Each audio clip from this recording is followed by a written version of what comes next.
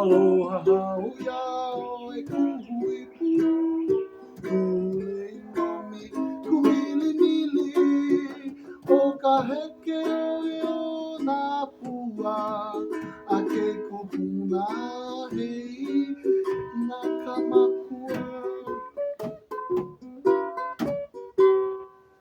Pessoal, eu estou aqui com Blades, um dos melhores artistas de Brasília, instrumentista, compositor, professor de música. Acabou de chegar da Austrália, levando o seu trabalho.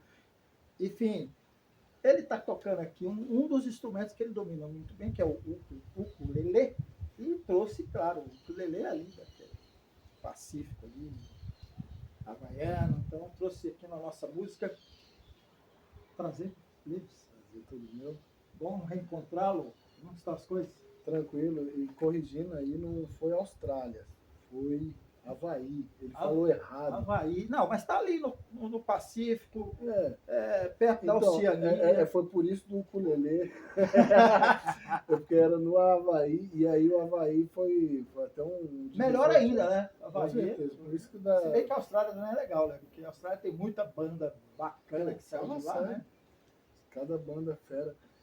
E acabou que foi de lá que eu trouxe esse ukulele, né? Foi um dos mais novos instrumentos que eu tô pleiteando aprender. Você falou que eu domino, não domino. Estou estudando. Mas você engana bem, viu? Porque, Engana rapaz, cara que... Antes a gente estava aqui se preparando, pessoal, para essa entrada, aí escolhe uma música, escolhe outra. Ele tocou Pink Floyd, cara. Ele tocou MPB, ele tocou um monte de coisa aqui, tá? Por isso que eu acho que ele domina, mas ele está dizendo que está aprendendo. Mas conta aí, como é que é esse aprendizado? Rapaz, foi uma imersão nova, né, no processo musical. Eu já sou músico já desde os 16 anos que eu comecei a tocar mesmo. Você está quantos anos, Luiz? Estou com 44 anos. 44 anos. Quase 20 anos de estrada, então. Eu faço 45 esse ano aí, vou colocar quase, né? Quase 30 anos de estrada, né? Exatamente. Você começou com 16, está com 45, quase 30 anos de estrada. E aí? E com isso eu era só violonista, guitarrista, e eu comecei a ir para a noite, acompanhar um ou outro músico. Depois eu passei para a área da educação, onde eu comecei a desenvolver mais ainda esse processo de estudo musical. Foi onde eu comecei a trabalhar nas escolas particulares. Quem me colocou foi inclusive a mãe de um amigo meu, baterista, amigo nosso, que me incentivou a sair de uma outra área, nada a ver, administrativa, que eu trabalhava, para ir para a área da música. Isso em 2008, uma coisa assim. E aí foi quando eu comecei a trilhar a carreira de professor, né? E comecei a trabalhar em escolas particulares até entrar na Secretaria de Educação, onde eu desenvolvo alguns projetos, né? Dentro lá com jovens, tanto do ensino médio quanto do Fundamental 2. Você é um arte educador também, né? Também. Agora eu posso dizer até arte terapeuta, porque eu fiz uma pós-graduação agora nisso, então botei essa alma terapeuta. Exato, porque eu acredito que música é terapia. A música é terapia, né? Rapaz, eu estava assim, antes eu quero apresentar o lugar onde a gente está aqui, mas antes disso, você falou de música terapia, e o que sempre vem na mente é o seguinte, por que, assim, tirando os 27, né? Aquela idade crítica que a gente viu que muita gente boa foi embora, mas o tanto de gente da música e do rock que está aí com 80, 90 anos, deve estar 100 anos, né? Tem esse poder. Será que é a música que faz esse poder? Já que você falou de musicoterapia, dá esse poder das pessoas terem a longevidade. A longevidade. Né? Sim, também tira, né? Como diz, o excesso deve ser a finalidade da morte, no caso desses que foram mais cedo, mas no caso dos que aproveitam isso de uma forma co-criadora, não tão imersos, não tão embriagados com isso, você faz uma servidão desse processo musical, né? Eu acho que todo mundo é um músico em potencial. Verdade. dentro da minha... Agora eu quero apresentar, Cleis, aqui nós estamos num lugar sensacional, aqui no Museu do Rock, aqui na casa do nosso querido Mário Pacheco. E aqui é o palco, caminhão do palco, né? Caminhão do palco é um Isso. palco histórico, né? Exatamente. Conta um pouco sobre esse palco aqui. Aliás, você foi o artista que mais se apresentou nesse palco aqui nesse quintal. É isso? Exatamente. Eu conheço o Mário já tem acho que também desde 98, 99, aonde eu comecei a frequentar, porque eu era como se eu fosse um técnico de som de uma banda chamada Máquina do Tempo. E aí a galera me trouxe aqui, e aí eu comecei a frequentar, porque eles jogavam uns futebol ali, a gente jogava uma bola e tal, e comecei a frequentar. De repente, ele começou a fazer vários eventos aqui, e esse era o caminhão, eu sempre chamei de Space Trucking, né? Igual da música do Deep Purple, que isso aqui é um Space Trucking mesmo, ele é um caminhão espacial. Toda vez que a gente liga os amplificadores, as caixas aqui, apesar dos colegas falar, o som não ficou tão Isso que eu ia bom. perguntar, a acústica é boa, né? A acústica é ótima, eu acho, porque para guitarrista, né, qualquer zoada é um barato. Agora já entra o baterista, eu não me ouvi, o baixista não ouvi o retorno e tal, aquele papo de sempre, do tal do retorno, né? A síndrome de Tim Maia, né? Cadê Mário? Eu queria agradecer o Mário Pacheco, estava aqui nos ajudando aqui, dirigindo essa entrevista. Olha aí, é Mário chegando. Vem aqui, Mário, para a plateia. Nós temos na plateia aqui também o meu amigo Pablo Delgado, que veio diretamente de Cuiabá para ajudar aqui na, na nossa técnica aqui. Ele é que está cuidando dessa filmagem. E depois a gente vai para o carnaval mais tarde. Mas eu queria que você falasse um pouco, vamos voltar um pouco, assim, eu queria falar, você falou muito da sua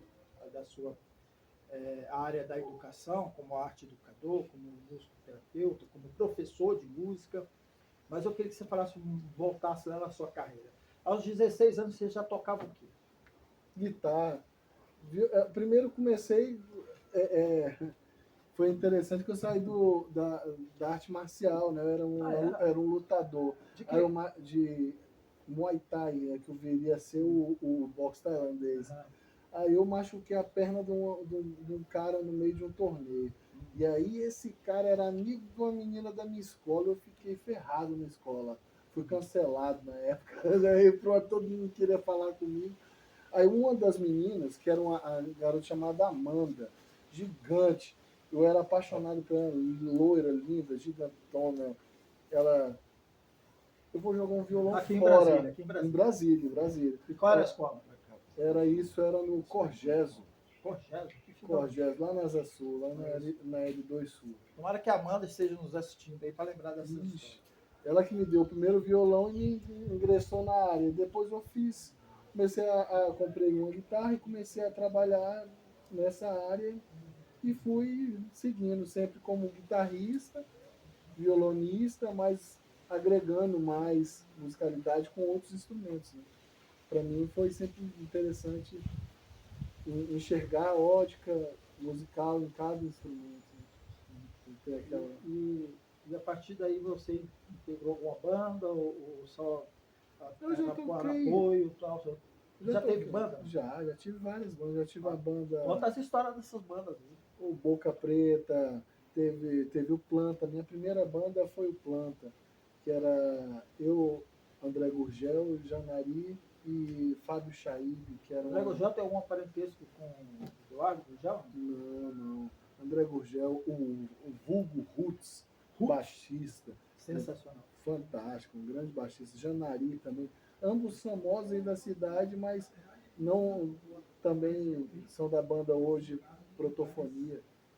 E aí eu nessa época eu comecei a montar várias bandas, entre elas o Contrato de Risco, o Santa Seiva, com o Luiz Carlos, o Look at Yourself, que é um dos grandes vocalistas da cidade, daquela banda chamada Lúpulo e Cereais Não Maltados. A gente já teve. uma grande banda, um amigo, grande amigo meu. Então, tive bandas, mas foi numa época onde a gente não tinha tanto celular e tanta rede social para poder se promover e gravar vídeos e fazer coisas, e dependia sempre de uma bateria do Mário, de uma resenha dele no blog mesmo, que ele colocava, ele botava lá no blog. Eu lembro a primeira vez que eu li o trabalho do Mário foi porque ele colocou que ele viu uma cena, deu um amplificador desligando no meio do palco, aí eu dei um chute no tablado do amplificador, ele voltou. Na hora do solo, aí ele falou, guitarradas e tamancadas, sabe? Porque ele viu isso. Eu falei, aí ele viu isso. Aí eu achei que o cara, pô, tá descrevendo mesmo o que a gente estava fazendo no palco. Que era uma coisa bem disso mesmo. Sempre fui do hard rock, Led Zeppelin, Sabá, muito rock brasileiro, né? A gente gostava de A Bolha. Você com Mutantes. 16 anos, 30 anos atrás, vamos fazer as contas, desculpa aí te interromper, vamos fazer as contas aqui.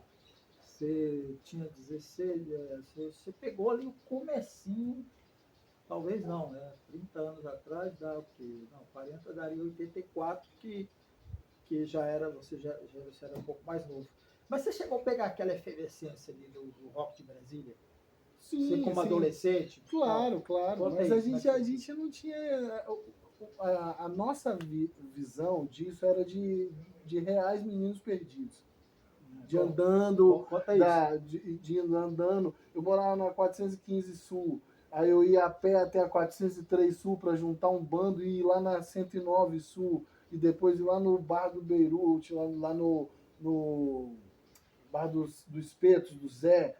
Aí voltava, acabava a noite para ver um show do Liga Tripa no Beirute. E nisso tinha, lógico, quem? Os famosos, né? Os Capitão Inicial, os Renato Russo, a galera que era famoso. Seabra, né? Todo mundo que estava ali Seabra que acabou de figurando. lançar um livro espetacular que eu estou lendo, quero ler o livro inteiro para entrevistá-lo.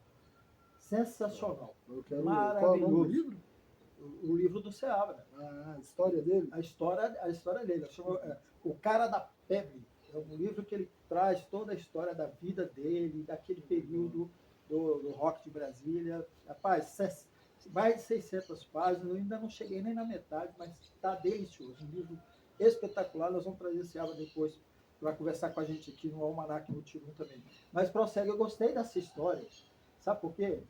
Me lembra algumas cenas assim, tipo essa galera que você menciona, dos famosos, que Nelson Farias fala de quando ele saía passeando com Zélia Duncan, e aí eles precisavam afinar o instrumento, aí ele parava no orelhão e pegava ali, porque o som do orelhão é o lá mais perfeito. E tinha essas doideiras também, essas coisas assim. Que, aliás, hoje a galera não sabe nem o que é orelhão hoje em dia. Né? Vixe. Eu gostei desse seu relato aí. Eu podia aprofundar um pouquinho mais nele. A gente era cria de Teatro Garagem, Gran Circular, até do próprio Espaço Funarte em outros momentos. Né? Eu tive muita honra de pegar uma produção, um início, né, que foi o boom lá na nossa vida, foi o show do Deep Purple.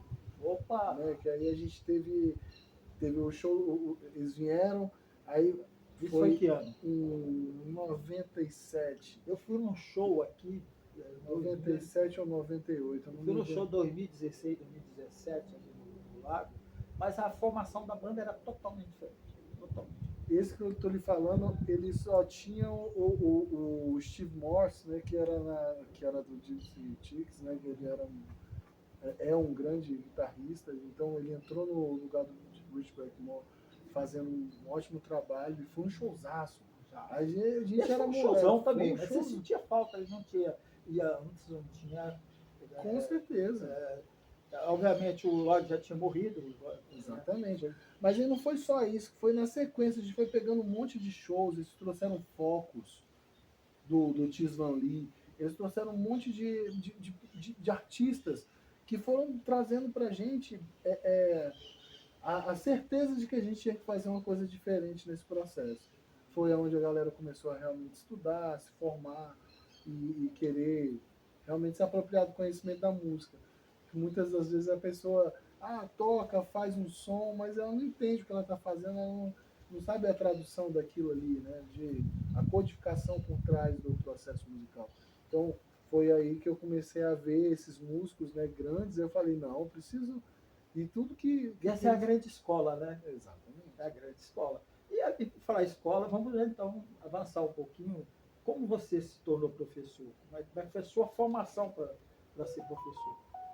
Primeiro foi por notório saber, né? Eu trabalhando na BSB Musical, falida BSB Musical, eu fui professor lá. Depois eu entrei a convite da mãe de um grande amigo meu, baterista, a tia Clélia Rabelo, né? O baterista Tiago Rabelo, grande baterista aqui da cidade. E ela, pô, Reinaldo, sai dessa... Eu era gerente na Claro, trabalhava com uma coisa nada a ver. Na época eu estava totalmente peixe fora d'água, quando de repente ela me falou, vai trabalhar no berçário, dando aula de música, você vai trabalhar menos, vai ganhar mais do que isso. Aí eu gostei, eu peguei um berçário, criancinha, bebê.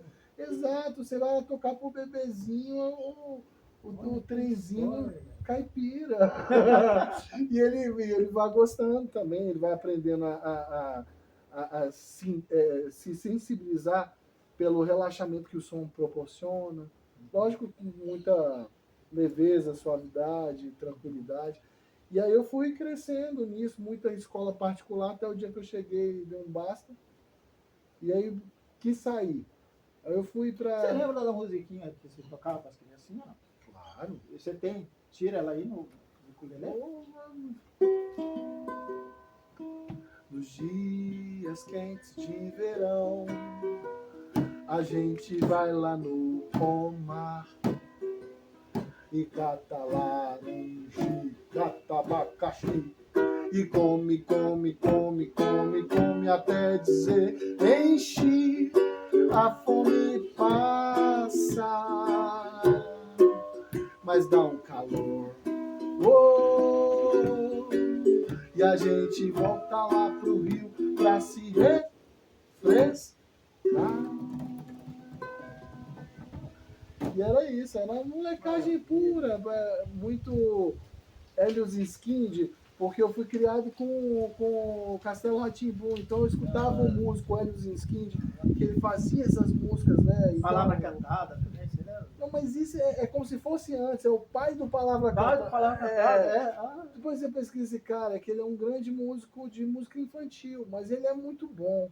Ele traz um processo muito gostoso de escutar e dentro de uma... A música infantil tem um cantamento, né? Tanto que nós temos grandes compositores brasileiros que fez música infantil. Exatamente. Vinícius, Adriano Calcanhoto, quem mais aqui?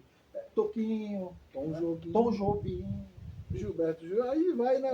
Até o Tim Maia fez no... Tim Maia aí, ele grava no Grande Circo Místico do Lobo e Chico Buarque.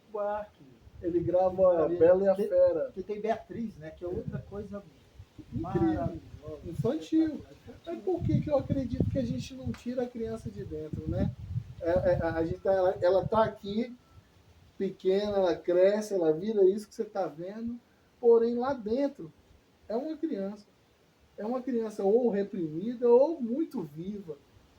Por isso que você fala assim, a pessoa é muito viva. Eu acho que é aquela criança ainda agitando o coreto. Ou então aquela pessoa apagada, porque a criança está presa, tá lá no sol. Né? Exato, porque eu acredito que faz parte da tua inocência, da tua pureza, de como a gente deve ver a vida como um processo diário, né? E a criança ela tem muito isso. Ela vive o dia, a gente não, programa, a gente, né? A gente se prende no passado, a gente se projeta no futuro. A criança não, ela é um adepto ao presente. Ela está ali diariamente nisso. Maravilha. Preves, Nós vamos caminhar para o nosso final aqui do nosso programa, mas você também, vou dizer também, né? Mas é seu nome de batismo, Rinaldo, né? Reinaldo. Reinaldo. É Reinaldo. E parece que você está meio assim num conflito num conflito bom de personalidade, né? Cleide, Reinaldo, tal. Quem é você, na verdade? Interessante, né? Porque eu não. O meu caso é o seguinte: a minha mãe se separou do meu pai grávida. Na época, como ela não tinha muito medo de dizerem que não era filho do meu pai, ela botou o nome do meu pai, mesmo separada. E eu, quando eu cresci, analisei a história, eu falei, uai, mas por que tu botou meu nome desse cara, pô? Você não botou Hércules, Espartacus, um monte de nome que eu queria, pô, eu já cresci já falando, pô, eu queria qualquer nome diferente. E, assim, porque eu acho que já tinha essa coisa do artista interno, né? E falava, porra, Reinaldo não é nome de artista, caramba, né? Hoje eu Verdade, eu até. não conheço nenhum artista com nome de Reinaldo. Sou eu, você está conhecendo, prazer. Reinaldo Frota de Souza. É porque hoje, com maturidade, eu já enxerguei que o Blaves, né, que atacou por uma época no imaginário dos amigos, do convívio coletivo, o Blaves teve um papel importante até para o Reinaldo, até para que o Reinaldo se enxergasse de novo, até para que o Reinaldo conseguisse falar assim, é legal ser Reinaldo. Quando você é Reinaldo e quando você é Blaze? Em vários lugares, por exemplo, quando eu sou Blaze, eu estou na noite andando no boteco, no palco, aí quando eu estou tocando um rock. Agora tem Reinaldo nas escolas, tem Reinaldo lá em casa. Minha esposa não gosta de Blaze, o Blaze é muito zoeiro. Ela gosta do Reinaldo. E os cobradores, eles gostam do Reinaldo, eles correm atrás do Reinaldo, nem sabem Mas do eu Blaze. tenho esse conflito também, né? Porque meu nome que eu adotei no jornalismo, João Negrão, uma homenagem ao meu pai, e agora eu estou incorporando no Orozinho também. Mas é João Batista da Silva. E quando eu sei se João Batista da Silva cobrador, tem alguma treta aí. Então, Mas assim, eu vivo hoje mais tranquilo quanto a isso. Eu gostaria muito de pegar esse nome e colocar ele em momentos o qual a minha personalidade acaba adotando talvez uma liberdade roqueira, lisérgica. mas você sabe que o Pelé fez isso, né? Existe o Pelé e isso é só É. Edson, né? Eu acho que tem outro artista